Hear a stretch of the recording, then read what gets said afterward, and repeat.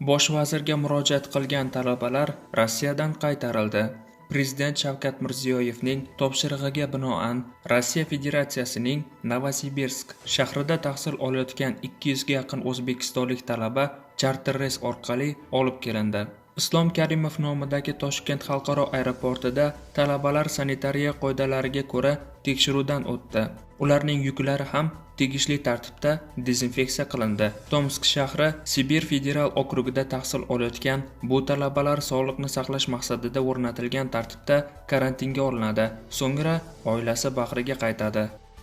Tashqi mehnat migratsiyasi agentligi boshlig'i ishdan ketdi. Uning o'rniga yangi rahbar tayinlandi. Muhammad Zokir Mamatxonov Bandlik va mehnat munosabatlari vazirining tegishli buyrug'i bilan Tashqi mehnat migratsiyasi agentligi boshlig'i etib tayinlandi. Muhammad Zokir Mamatxonov Tashqi mehnat migratsiyasi agentligi boshlig'i etib tayinlandi. Bu haqda agentlik xabar bermoqda. Tun davomida 6 hududda 300 ga yaqin yangi virus holati aniqlandi. 2020-yil 22-iyul soat 10:00 holatiga ko'ra O'zbekistonda virus infeksiyasi qayd etilganlar soni 18171 nafarni tashkil etmoqda. Yangi kasallanganlarning 131 nafari Toshkent shahrida. Tana harorati ko'tarilganligi tufayli profilaktika maqsadida hamda virusga chalingan bemorlar bilan muloqotda bo'lganligi sababli namuna olingan fuqarolar orasida 61 nafar Andijon viloyatida, 50 nafari Surxondaryo viloyatida, 19 nafari Qashqadaryo viloyatida, 16 nafari Namangan viloyatida hamda 13 nafari Xorazm viloyatida virusga chalingan bemorlar bilan muloqotda bo'lganligi sababli namuna olingan fuqarolar orasida aniqlangan. Shu paytga qadar 9521 nafar virus infeksiyasiga chalingan fuqarolar sog'aygan. Qurbonlar soni 96 nafarga yetgan. Men siz haqingizda ko'pchilikka ma'lum haqiqatni aytaveraman. Siz baribir monopol va nomard ishtirokchi sifatida qolaverasiz. Kusherbayev yana UzAuto Motorsga. Sal avval deputat Rasul Kusherbayev UzAuto Motorsning pandemiya sharoitidagi faoliyatini tanqid qilgan edi va unga kompaniya tomonidan munosabat ham bildirildi. UzAuto Motors kompaniyasi tomonidan deputatga nisbatan berilgan rasmiy bayonotdan bir sutka o'tmayoq Rasul Kusherbayev Erkatoy kompaniyaga yana javob berdi. Men O'zavtosanoat va UzAuto Motors boshqa tashkilot deb hisoblardim.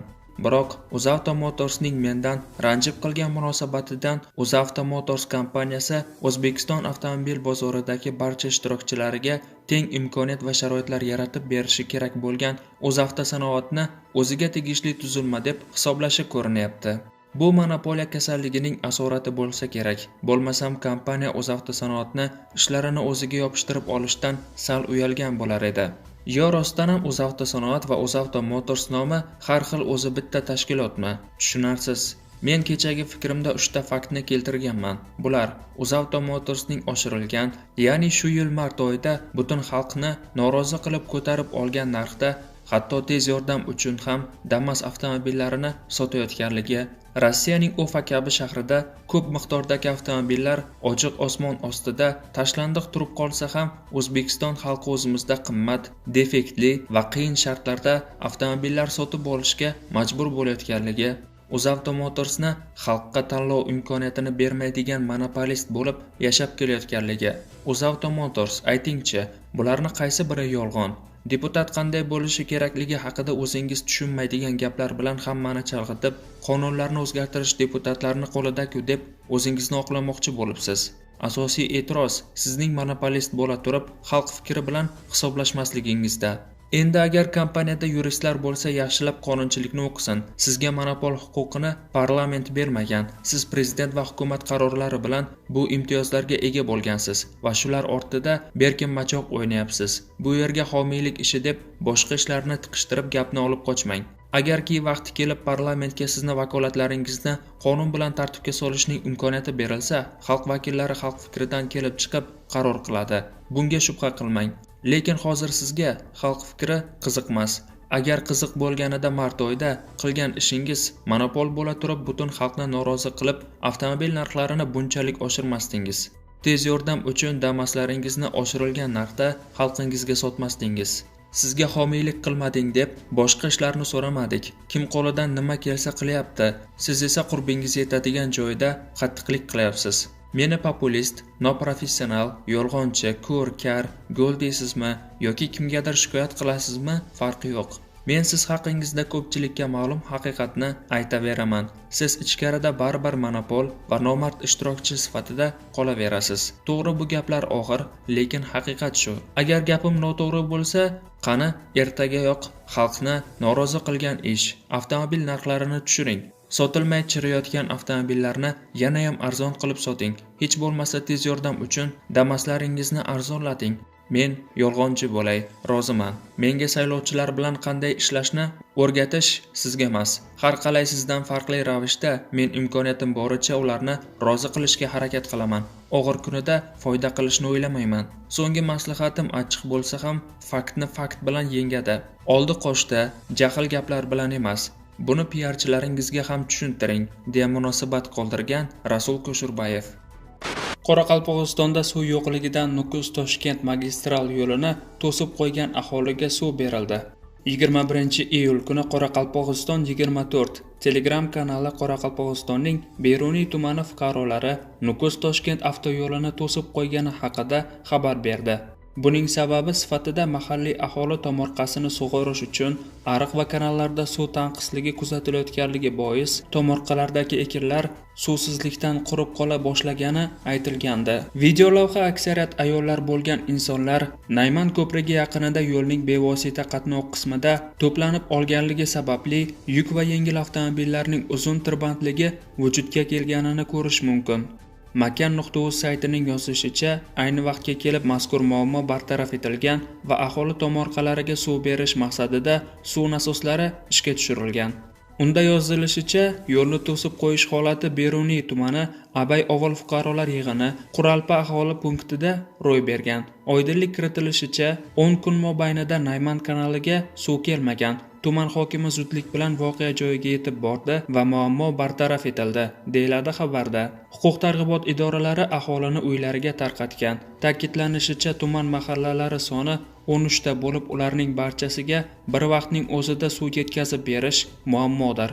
Shunga ko'ra, navbatma-navbat sug'orish yo'lga qo'yilgan. Shu bilan birga havo haroratining haddan ortiq issiq bo'lishi ham o'simliklarga jiddiy zarar keltirmoqda, deyiladi xabarda. Virusga qarshi bepul dori kimlarga beriladi? Respublika maxsus komissiyasi qarori bilan kasallikdan uyda davolanayotgan virus bemorlariga dorilarni bepul yetkazib berish belgilandi. Ammo aholi orasida bepul dorilar jamlanmasi faqatgina muhtojlarga berilishi haqida tasdiqlanmagan xabarlar tarqaldi va savol tug'iladi.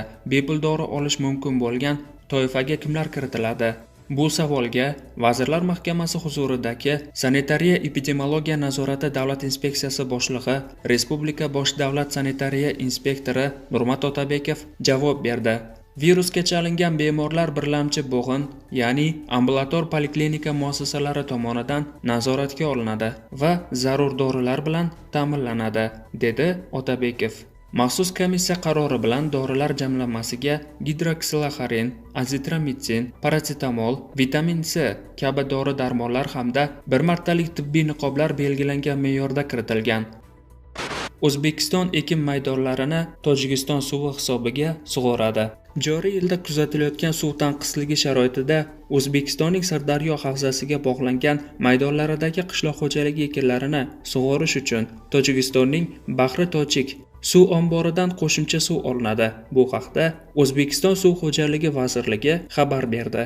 Bahri Tojik suv omboridan qo'shimcha suv chiqarishni tashkil qilish maqsadida Tojikistonga quvvati 500 litr taqsim soat, suv chiqarish balandligi 10 metr bo'lgan 5 dona A50Go 05/10 rusumli nasos agregati, 20 dona SV turidagi har xil nasoslar va boshqa moddiy texnik resurslar yetkazib beriladi.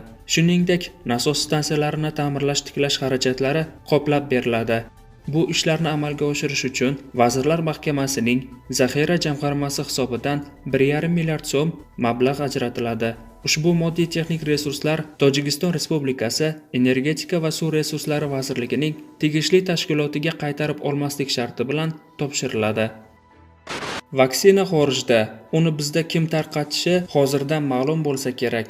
So'nggi 2 kun davomida virusga qarshi vaksina Rossiya va Buyuk Britaniyada omadli sinovdan o'tkazilganligi ma'lum qilindi.